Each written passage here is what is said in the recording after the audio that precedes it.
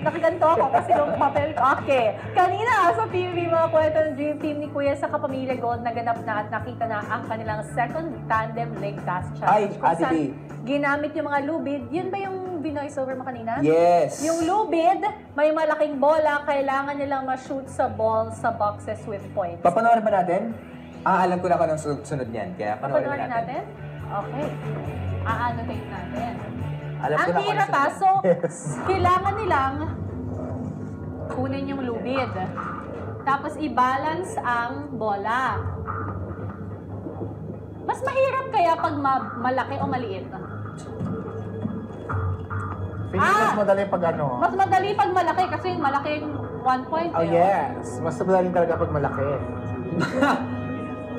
Kasi malaki nga yung chance na maipasok mo yun. Pero, kung ako i-risk ko talaga dun sa maliit. Kasi 4 points 4 points ay agad. sayang. Yun nga lang, kailangan mo ng patience and hard work.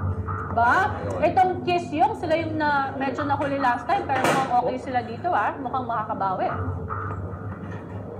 Mga pangyayari po dito, nakakakaba, nakakaaliw, nakakabaliw, nakakanginig din.